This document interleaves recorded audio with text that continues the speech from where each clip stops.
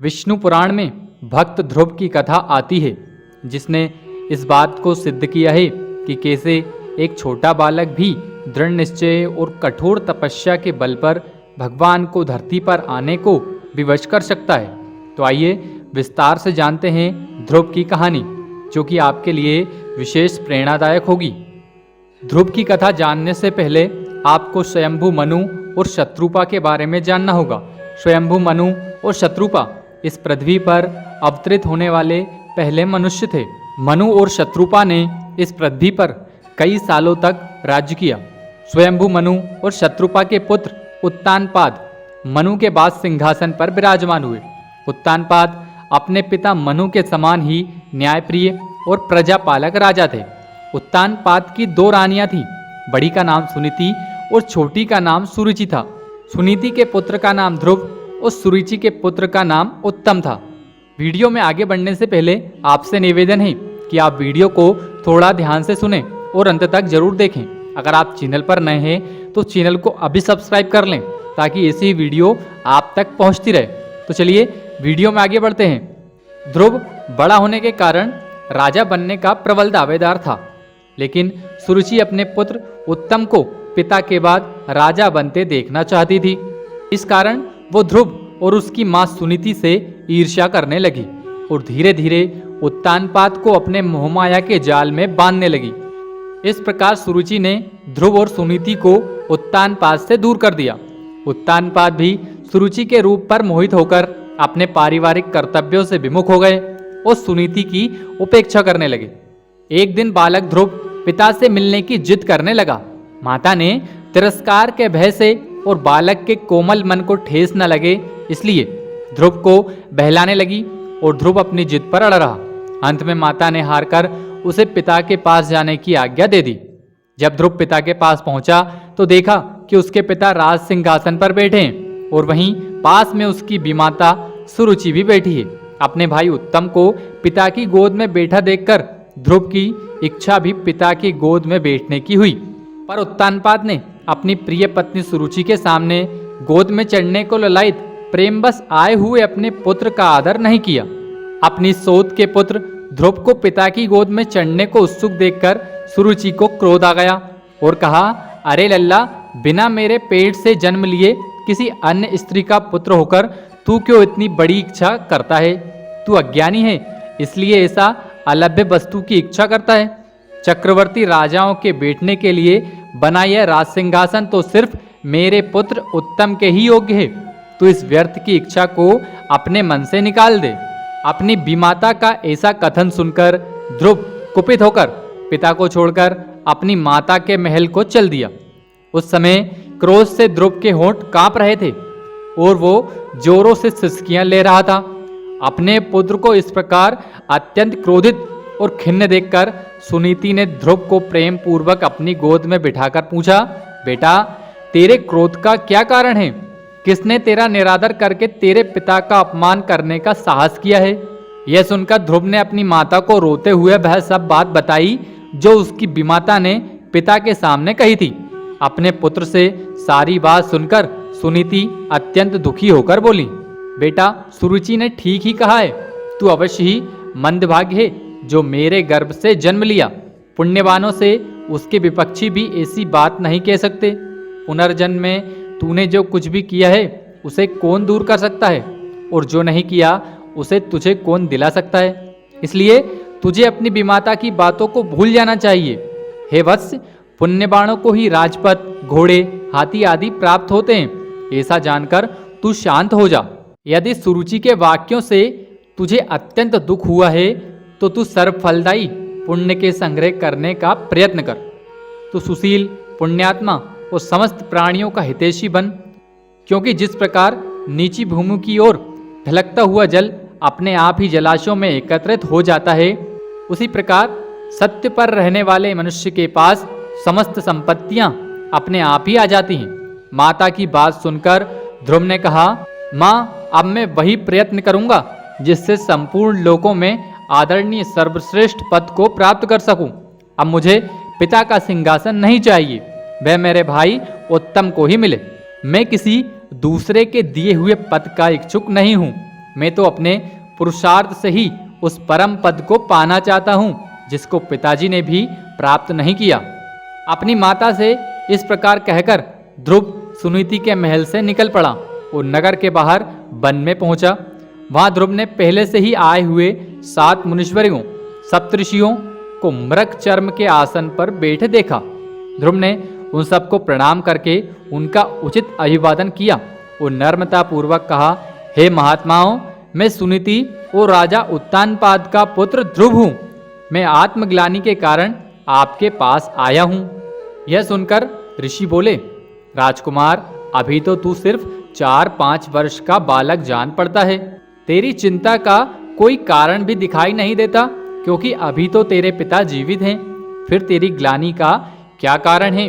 तब ध्रुव ने ऋषियों को वह सब बात बताई जो सुरुचि ने उसे कही थी। ऋषि बोले, हे क्षत्रिय कुमार, तूने जरूर कुछ निश्चय किया है। अगर तेरा मन करे तो वह हमें बता। हे तेजस्वी, हमें यह बात बता कि हम तेरी क्या सहायता करें। ध्रुव ने कहा, हे मुनिगण, मुझे ना तो धन की इच्छा है और ना ही राज्य की। मैं तो केवल एक उसी स्थान को चाहता हूँ जिसको पहले किसी ने ना भोगा हो।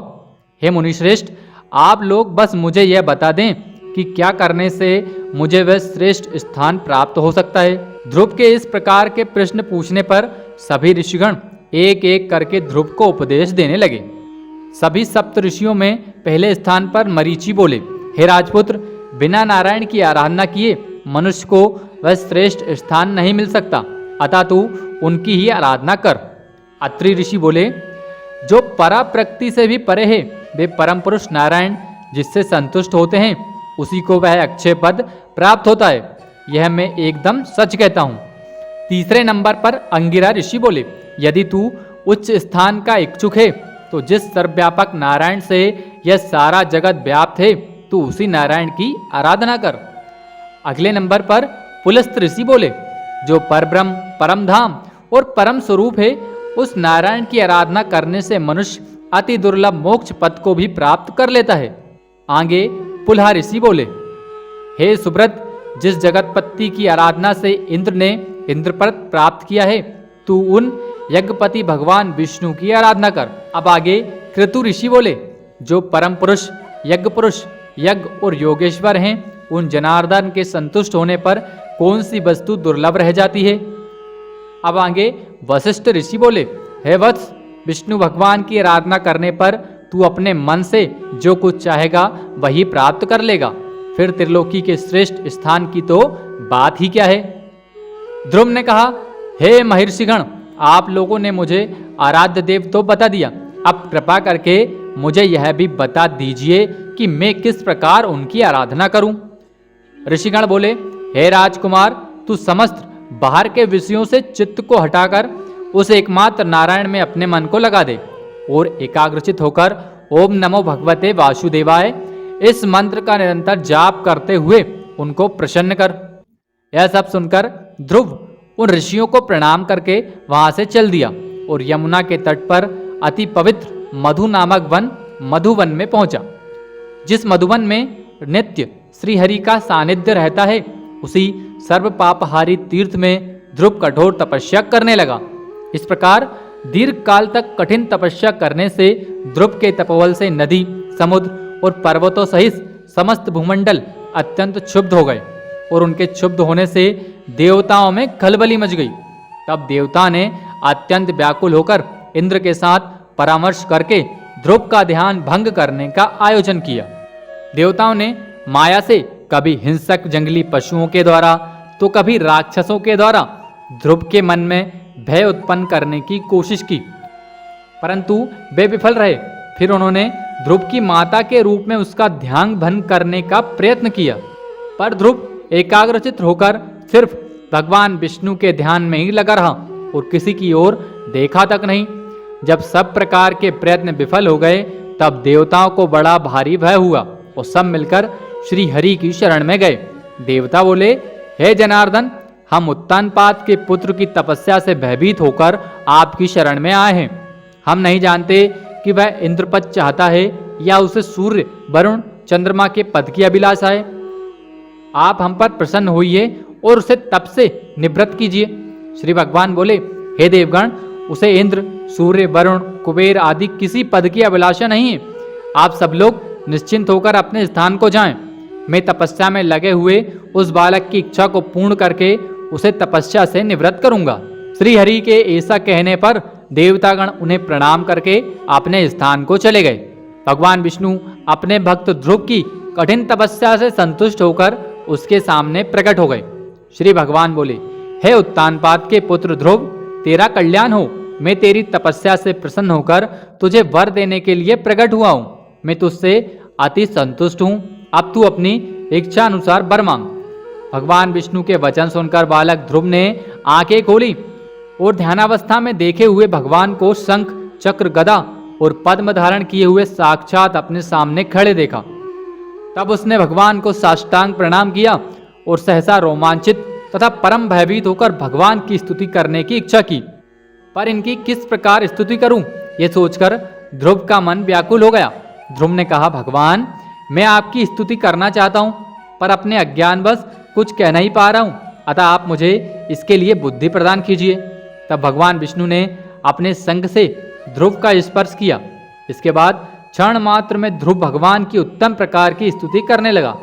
जब ध्रुव की स्तुति समाप्त हो गई तब भगवान बोले, हे ध्रुव, तुमको मेरा साक्षात दर्शन हुआ है। इससे निश्चित ही तेरी तपस्या सफल हो गई। पर मेरा दर्शन तो कभी निष्फल नहीं होता, इसलिए तुझे जिस वर की इच्छा हो वह मांग ले। ध्रुव बोला, हे भगवान, आपसे इस संसार में क्या छिपा है। मैं मेरी सौतेली माता के गर्वीले वचनों से आहत होकर आपकी तपस्या में प्रवृत्त हुआ हूँ, जिन्होंने कहा था कि मैं अपने पिता के राज सिंहासन के योग्य नहीं हूँ।